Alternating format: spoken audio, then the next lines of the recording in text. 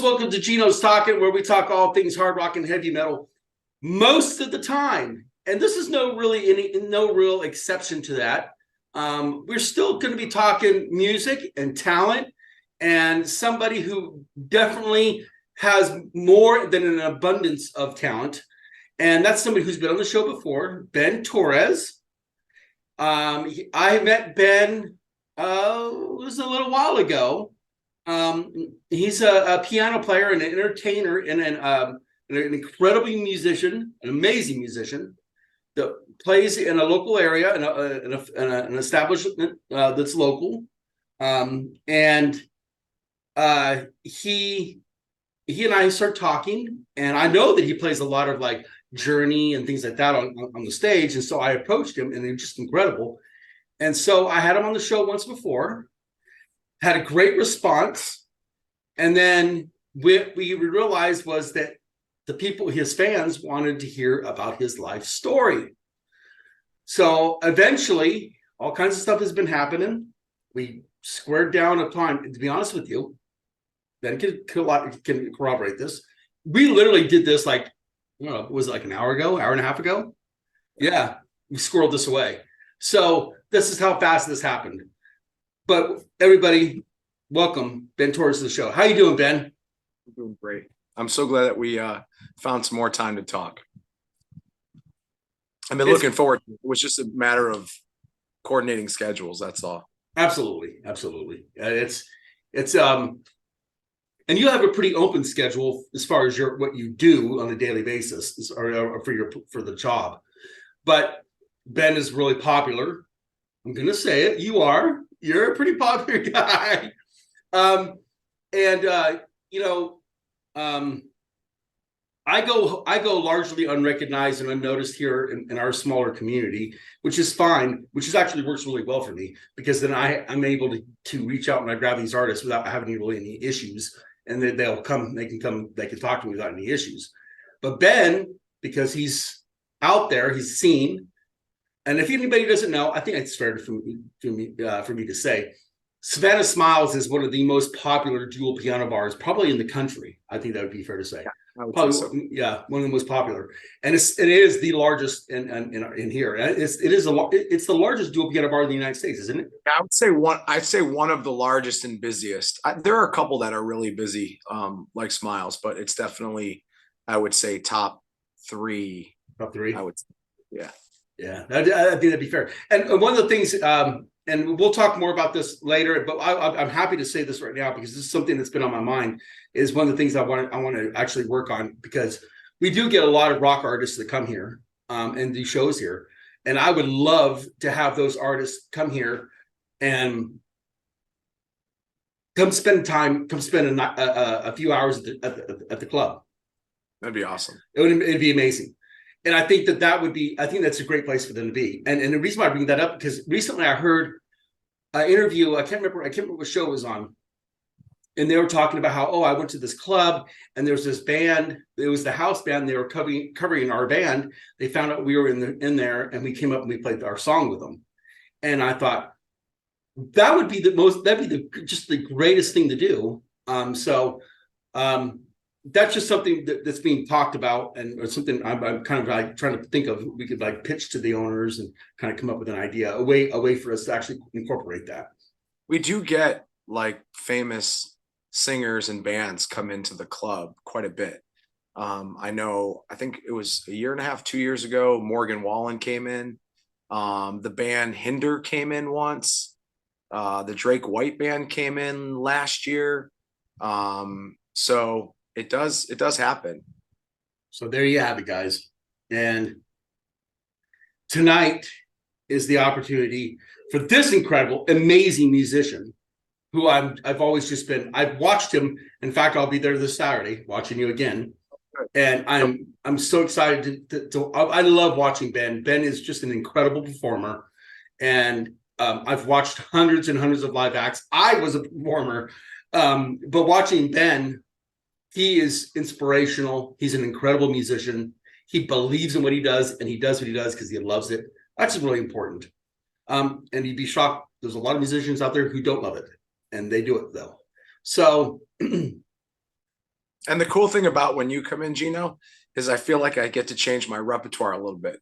Like, we usually get the Journey, like you said, the Billy Joel, Taylor Swift. And then when you come in, I start playing Tool and Metallica and Rage Against the Machine.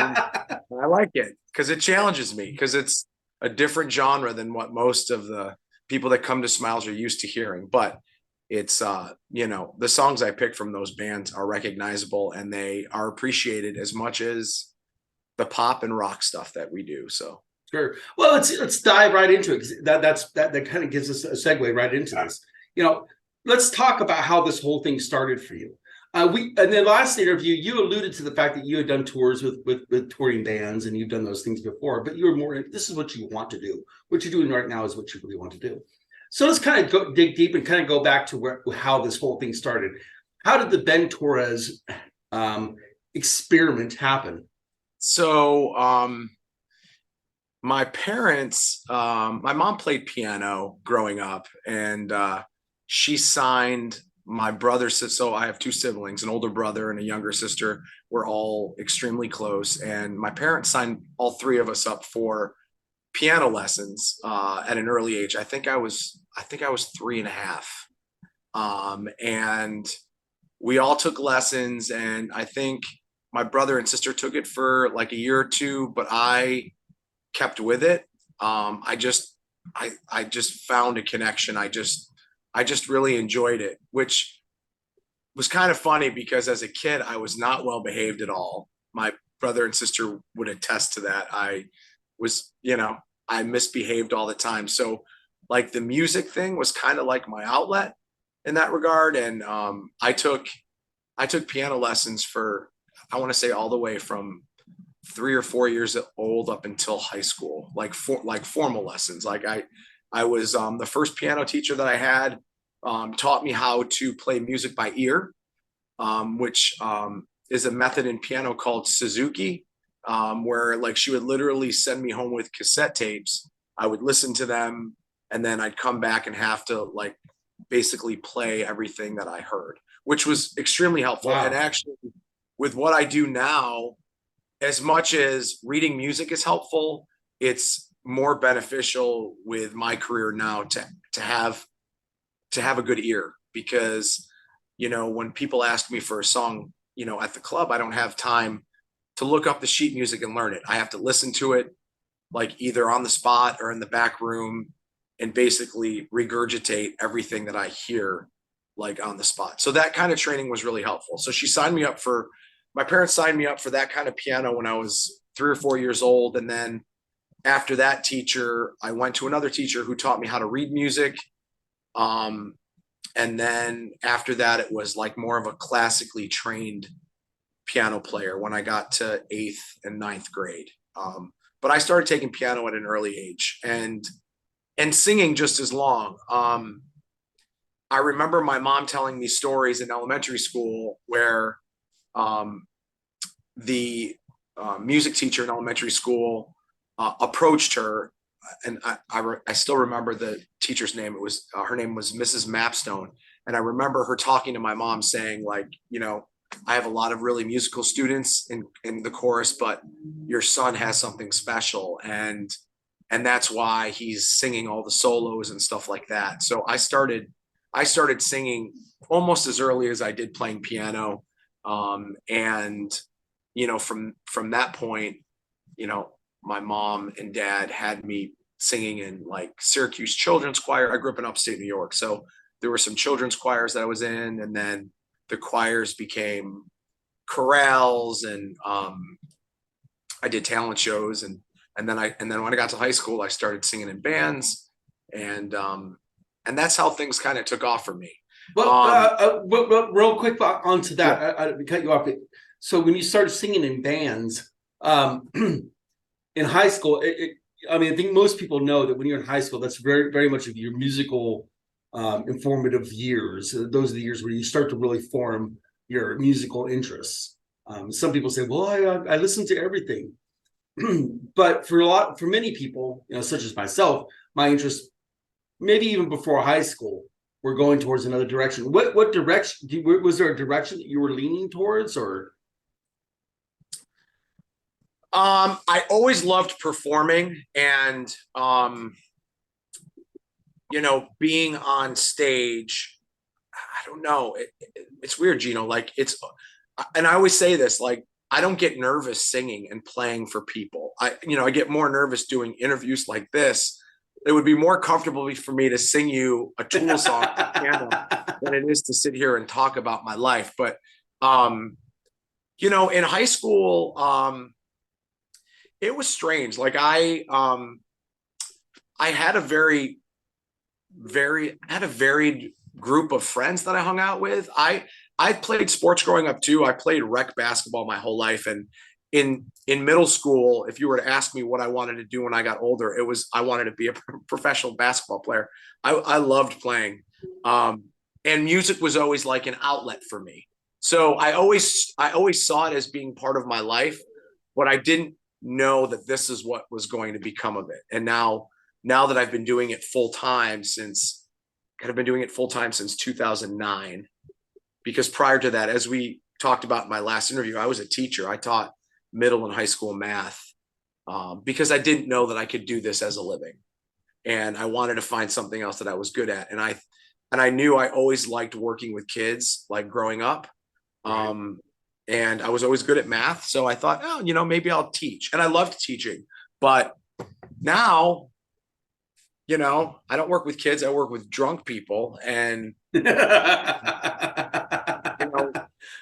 well, let's be honest, it's pretty close to the same. They are kind of kids. But people clap for me now. Nobody clapped I taught. Well, this brings up a point. We'll get back to this, but this also brings up the point that something I kind of was drumming home on an article that I responded to, and I'm happy that very, very short. I'm not going to get onto a soapbox about this at all because I don't think it needs to be. But rock stars are stupid. You're out of your mind. The amount of rock stars and rock musicians that have PhDs and master's degrees and school teachers and all these things will blow people's minds. It's incredible. The lead singer of the Offspring has a PhD. What? Why couldn't he? Why shouldn't he? He should. He's an intelligent person. Go off and go do what you want to do. Brian May has a PhD in astrophysics. Oh my gosh, no way. That's in case you didn't know, it's the guitarist from Queen. Yes, these are very, very intelligent. Yeah. Several members of the band Dream Theater were professors of Juilliard. Oh my gosh, it's impossible. Yes, Gene Simmons. Oh my God, he was in your shoes. Gene Simmons was a school teacher. Yep. Oh my gosh, blows people's minds. Why wouldn't he be? He's a very intelligent man. Very intelligent. Why wouldn't he be? I think that I find that to be very much not to be. It's not meant in a negative way at all. Very typical. You're an intelligent guy, and rock and roll. I will say I was in a band with somebody who had. I'm not sure what the diagnosis was, but it's very much somebody who. He could not. There was not enough information that could keep him going. Yeah, and he tried everything. The only thing that was an outlet was music, specifically rock and roll music. Because in his brain, rock and roll went on for eternity. Like classical music, it would just go on and on and on forever and ever and ever. Notes and everything just always happened, kind of like math. But for him, it was music. And that's the way it was. He was just the most incredible guitar player. We didn't know it at the time, but that's what he had.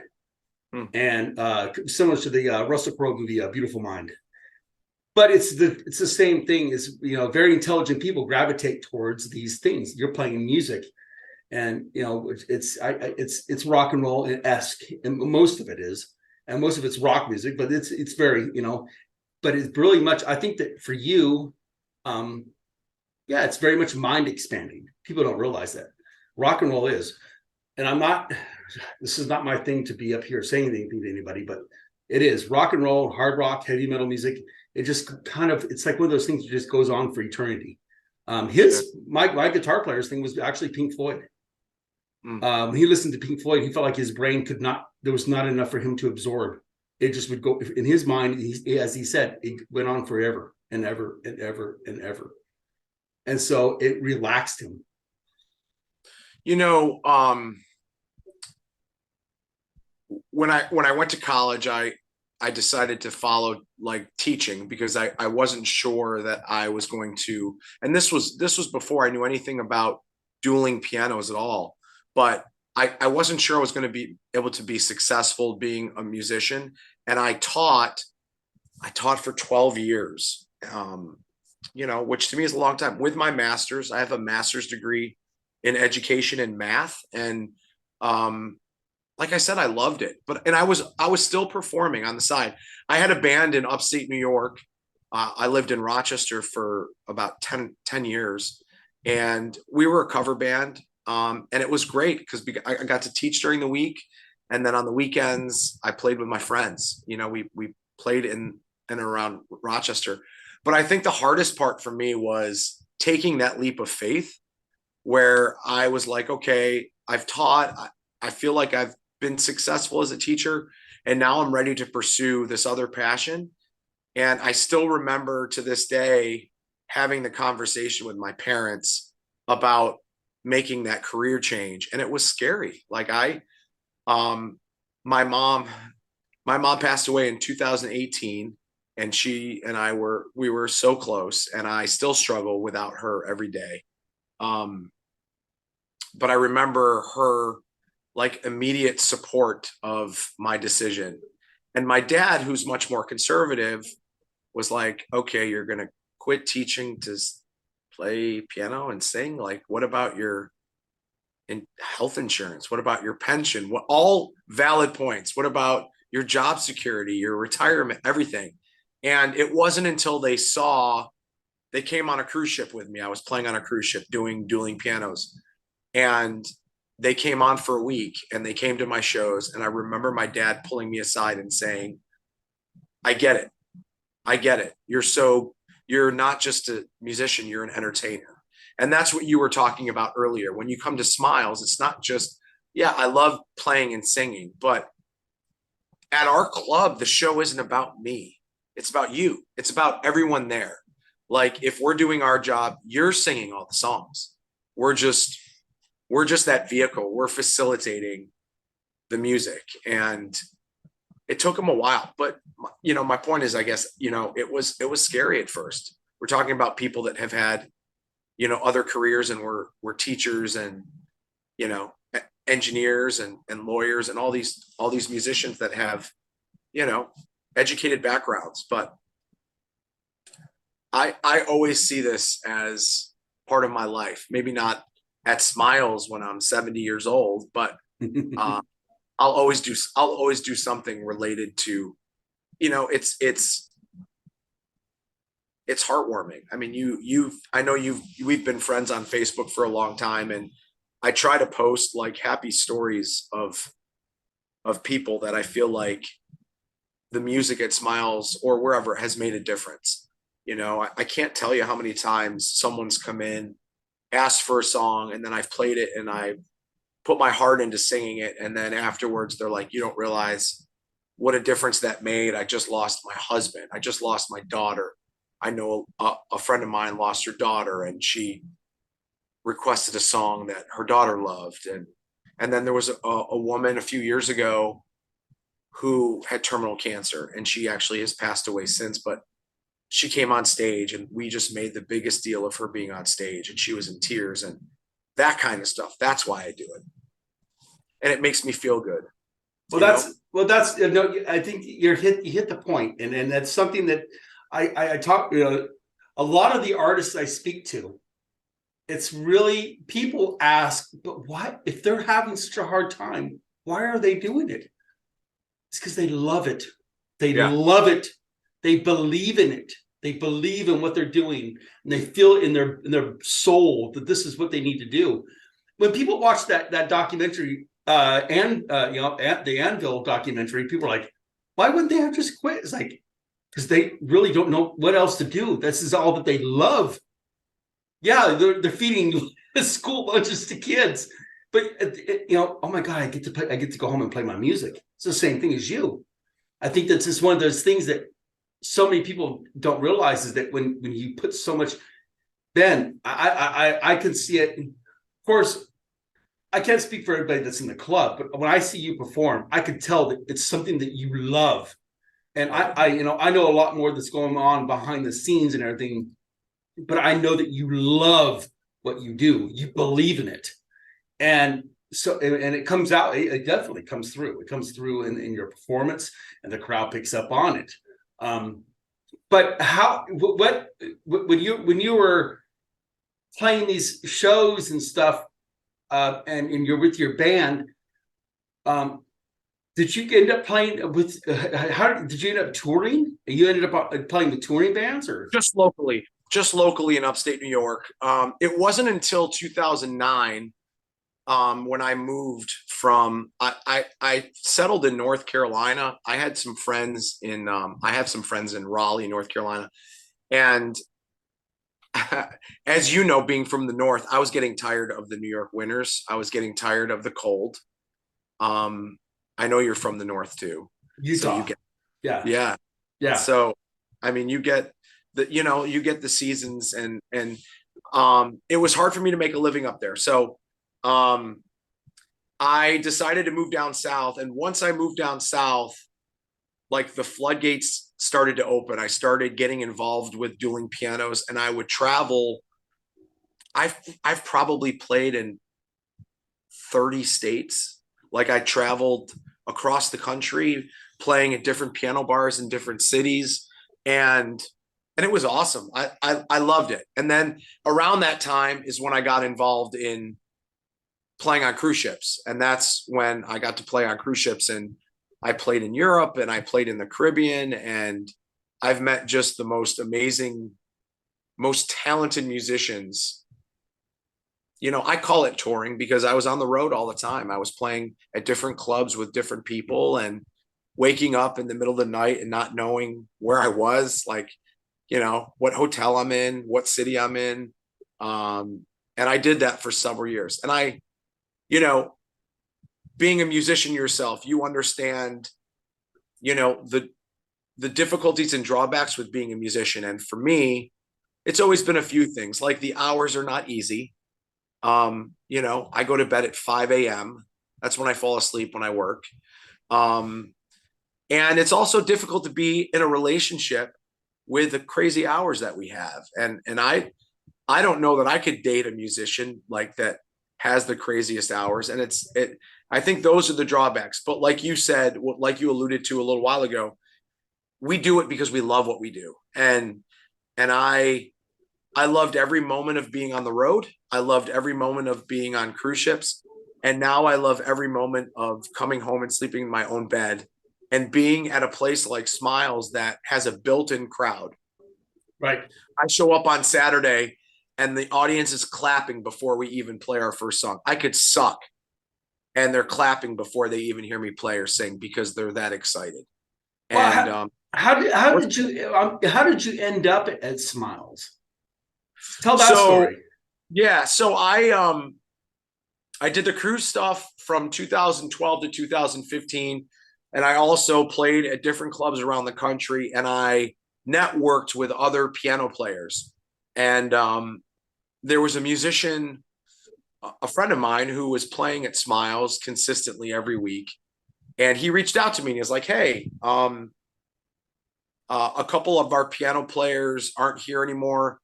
I've got some free weekends. How would you like? First of all, where are you?" And I was living in North Carolina, and I was playing at a room in Greensboro, and actually, I was in charge of booking that room. So I had a lot of responsibility. But he's like, if you have a weekend off, I'd love for you to come down and play this club in Savannah. It's called Savannah Smiles. It's one of the busiest and best clubs in the country.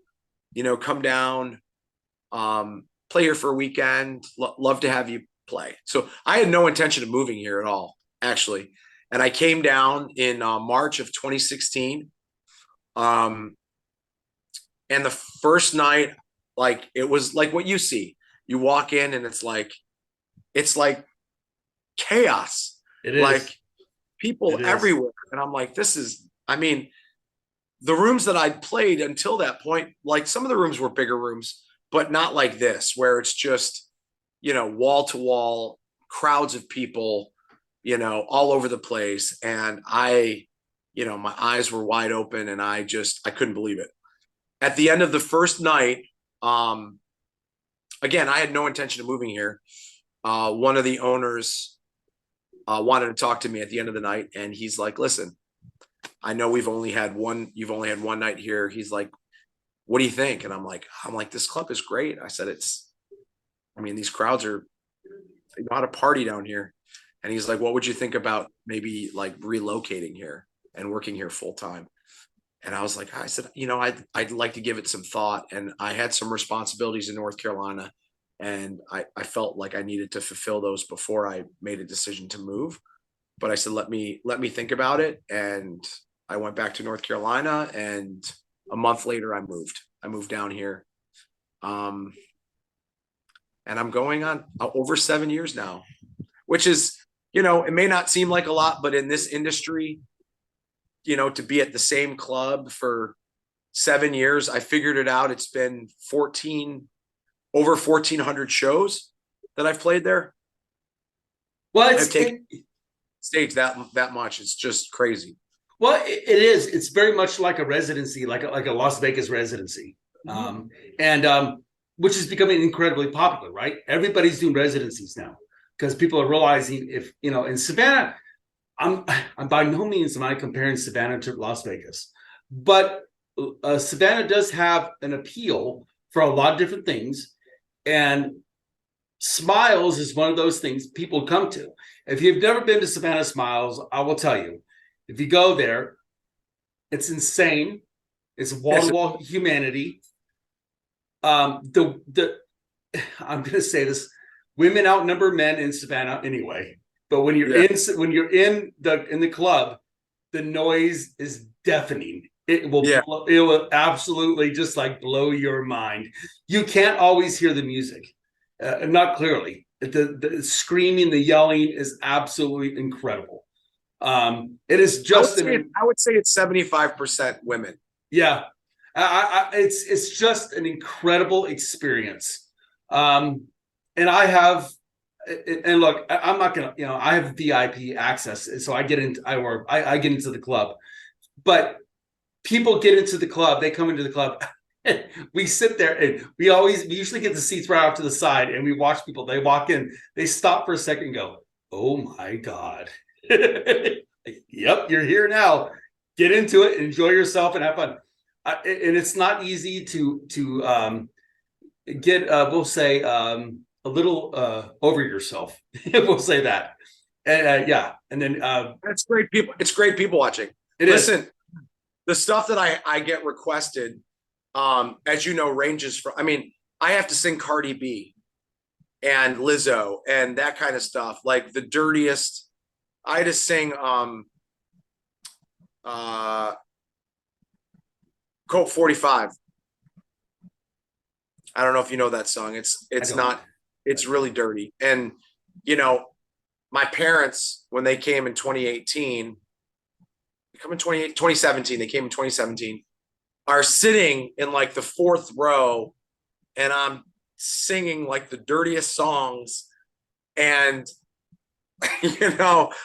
I'm like, I don't know what am I doing? Like thank them for the piano lessons. Like, this is what it's come down to. But, I remember like there were these girls, this bachelorette party that was on stage dancing, and my dad turned to my mom and he's like, "Judy, I don't think that girl's wearing any underpants."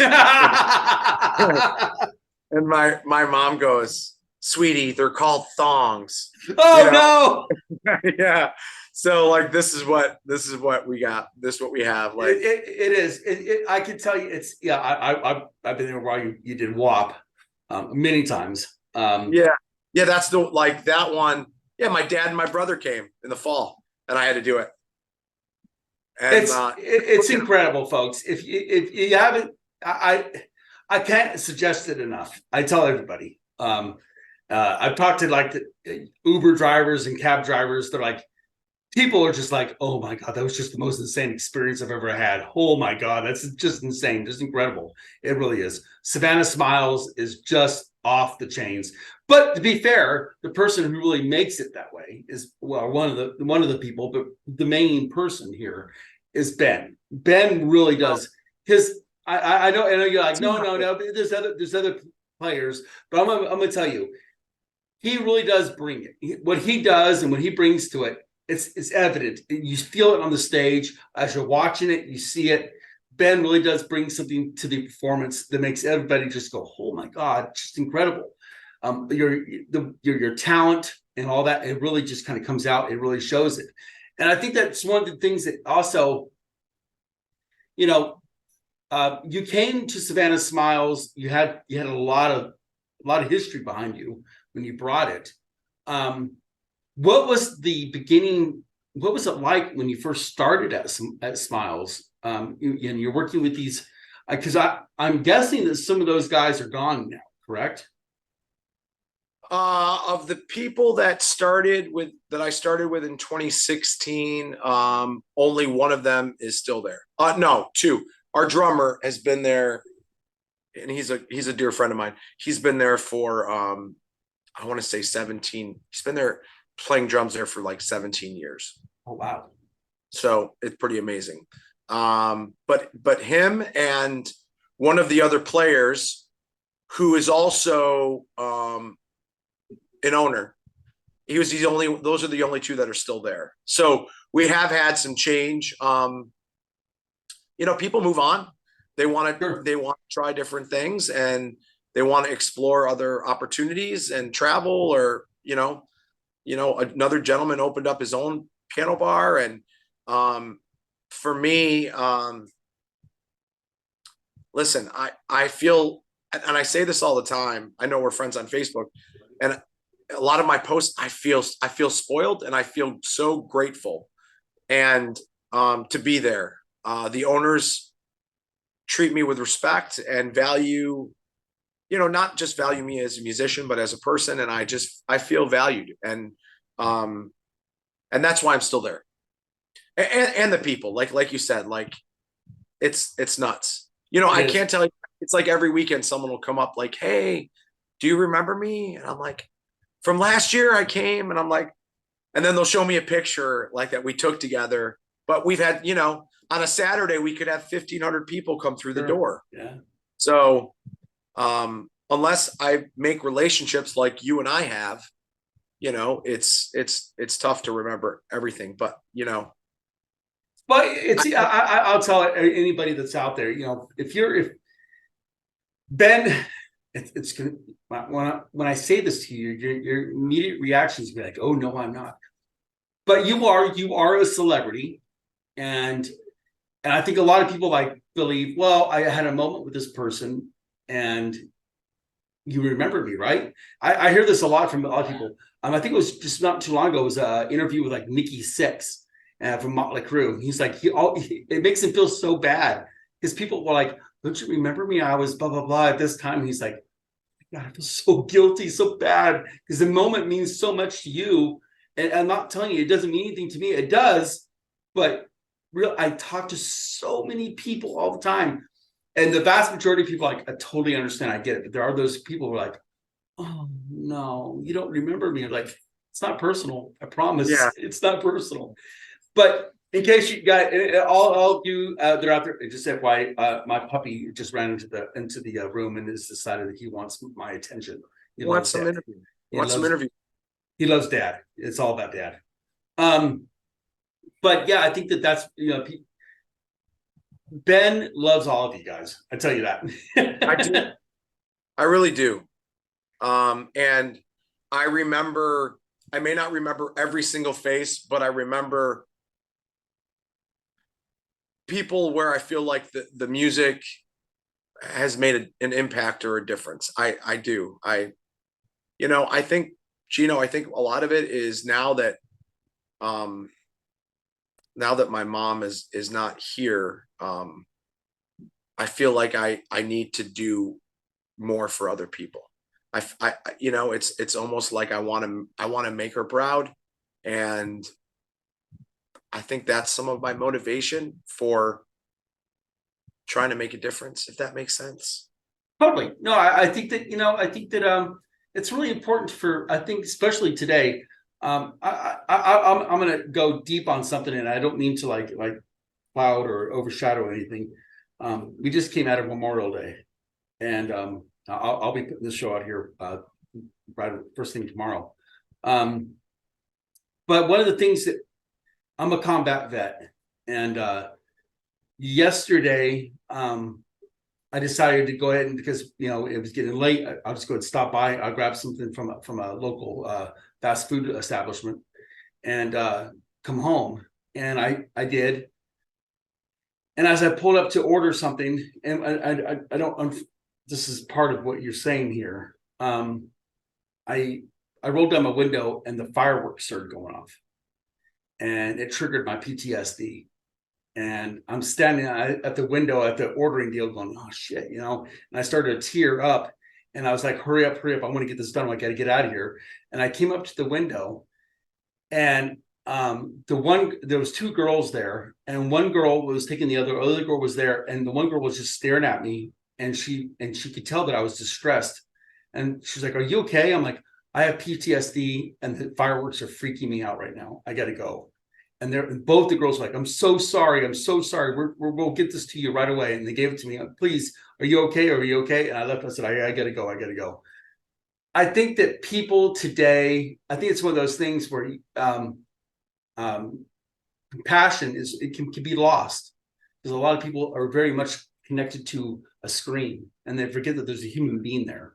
And I'm glad to hear. I've been reading a lot about a lot of younger people are learning. No. We need to stop this. We need to revert. We need to go back to the human connection. And I'm really like my boys, two of my youngest sons have really gotten into this. I want to be more connected to people and less to a device. And they do that a lot. And I think it's really important as for what you do, you're having a human connection with somebody, and you're having that whole thing with someone. And it's a really beautiful experience. And people need to forget, really, they do. They need to forget that it's not just about what you see on the screen. It's about that opportunity to have something with somebody else. I don't mean to overshadow anything, but that's a reality. That's actually something that happens, and I think that's important. I'm sorry that you had that experience yesterday. Oh, thank you. I appreciate that. And I can't imagine how that feels. It sucks, but it's okay because I'm talking to you. Yeah, it's all good. So, so we have a few minutes left. Going forward, I really feel like, and it's funny because we went into this discussion. I thought to myself, I think I kind of got this funny feeling that there's going to be a part 3. There's going to be another interview with Ben. I think that there's going to be another one because Ben has more to say.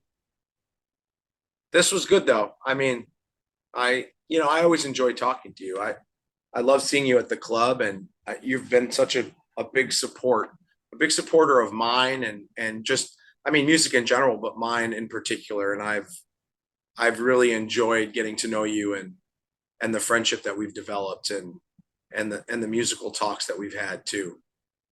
Absolutely. I can't, and I'll make this clear to all the listeners.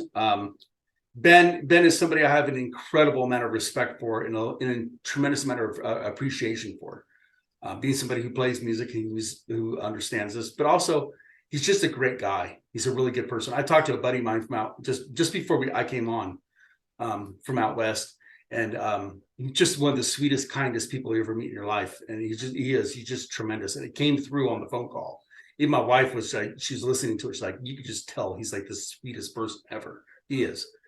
You have that, and that's what makes Ben as a performer. When he performs, he gives that to you. When he's on the stage, he actually gives a shit. People would be surprised. Not every performer cares. A lot of performers are like, I'm just checking the boxes and then I'm going and getting off, and that's it. And that's fine for a lot of them. That I get it. But there are a lot of performers out there that are just like, no, I care. I actually give a shit. I want to make sure I provide a performance that makes people go, wow, that's incredible. If I ever get to a point where I don't care, and I'm not doing it because I love it, please drag me off the stage.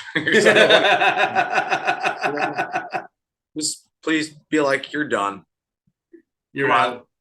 Come on, crazy man. Pull me off the stage because I do. I love it. I look forward to going to work every week. It doesn't feel like work. I say work. It doesn't feel like work.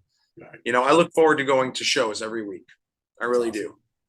And that's the way it needs to be. And I think that, you know, as we close out the show, one of the things I think people need to understand and people need to really grasp is that performers, the vast majority of performers, or, you know, music performers, they do it because they care and they want to do it. They enjoy that human reaction.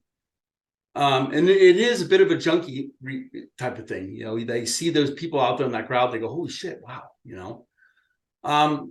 But when you go to these shows, and especially if you go see Ben, I'm gonna tell you, he's gonna blow you away. He's always, it's incredible. I love watching Ben. I can't wait to see him this Saturday. He never disappoints. We love watching him. And it's just one of those things. So glad you guys are coming out this week. Absolutely. Yeah, we were going to go out last week, but some things have happened. So, or the week before, some things happened, so we weren't able to. But anything else you want to say before we cut you loose? Just thank you. Like, thanks for taking the time and showing interest and learning about, you know. And we'll do a part 3. I'd love to. Absolutely. Oh, that's awesome. Yeah, we'll do a part 3.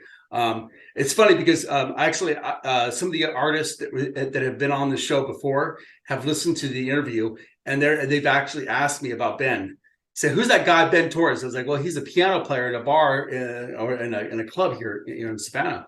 Holy shit, that's really cool. So I think that it's, you know, your story is certainly, I think this story, this part of your story is going to be something that people are going to be really interested in.